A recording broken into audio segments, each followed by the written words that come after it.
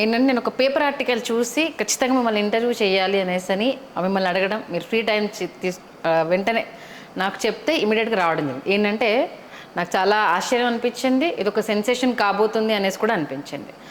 ఆలయాల్లో, చర్చిల్లో అనధికారికంగా ఉన్న మైకులను తొలగించాలి అంటూ ఆదేశాలు ఇవ్వడం, దానికి సంబంధించి పనులు కూడా జరగడం చూశాను. ఇప్పటివరకు ఎక్కడ ఇంప్లిమెంట్ కానిది, ఎవరు ఆ వైపు అడుగులు వేయలేనిది రఘురామకృష్ణరాజు ఇప్పుడున్న ఈ పరిస్థితుల్లో ఆ అంశాన్ని తెర మీద తీసుకురావడము ఏంటి అసలు? అంటే ఆలయాల్లో, చర్చిల్లో అనధికారికంగానే ఉంటాయి మైకులు. ఎందుకంటే అధికారికంగా పెట్టుకోవడానికి లేదు. అధికారికంగా అసలు nobody can allow it. Okay.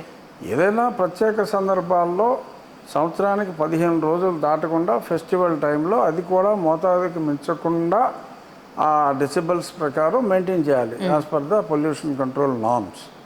అంతకు మించి నేను పర్మనెంట్గా మైక్ పెట్టుకుంటాను అని చెప్పి చర్చిల్లో ముఖ్యంగా మనం చూస్తూ ఉంటాం. ఆ పైన ఒక 3 మైకులు 3 డైరెక్షన్లో కట్టేసి ఊదరగొడుతూ ఉంటారు. So it's illegal, it's a crime.